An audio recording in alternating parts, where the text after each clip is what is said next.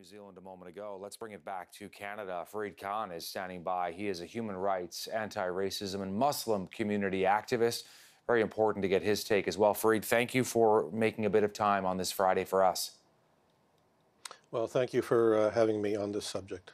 So you hear the news, as many of us did, late on Thursday night, and the first thoughts that went through your mind when you began to realize what we were talking about here.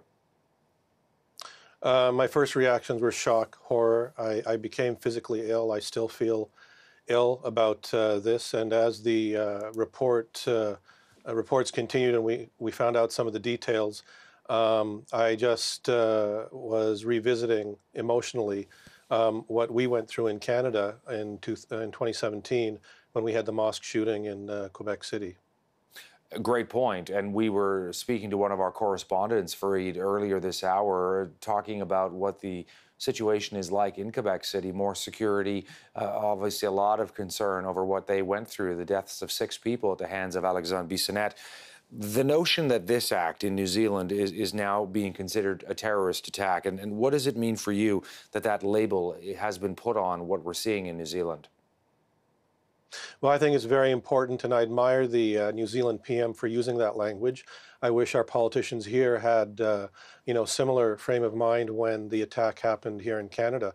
The fact that what the perpetrator in Quebec City did was not labeled a terrorist act, I think still sticks with a lot of Muslims, because had the perpetrator been a brown man or a Muslim, then that label would have been applied automatically, as is examples from the past. So we are very admiring of what the New Zealand authorities have done by labeling this a terrorist act. And the fact that so many people died, 49 people, it's just horrific, and another 48 people injured.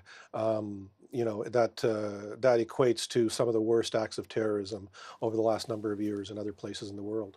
Something else, which is the disturbing link between these two attacks, separated by over 2 years, Fareed, but the fact that the person alleged to be responsible for this attack in Christchurch directly named Alexandre Bissonnette and others as well, almost trying to pay some sort of sick homage or tribute to what Alexandre Bissonnette did in Quebec City 2 years ago.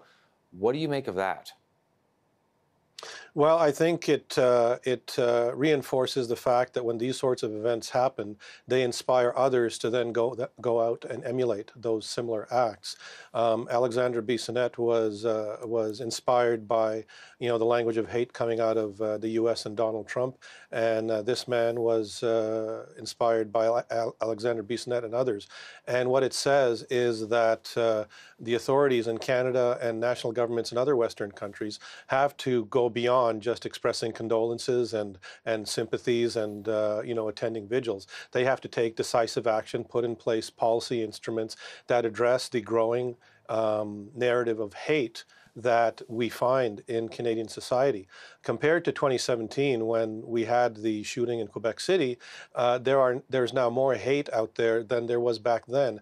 And Statistics Canada came out with figures last fall, which said that the Muslim community had seen a 151% increase in hate crimes against them in 2017, and from 2012, the increase has been over 400%. So when these types of incidents happen, there have to be policy instruments put in place to challenge the narrative of hate, and also to hold the social media platforms accountable for being propagators of this hate.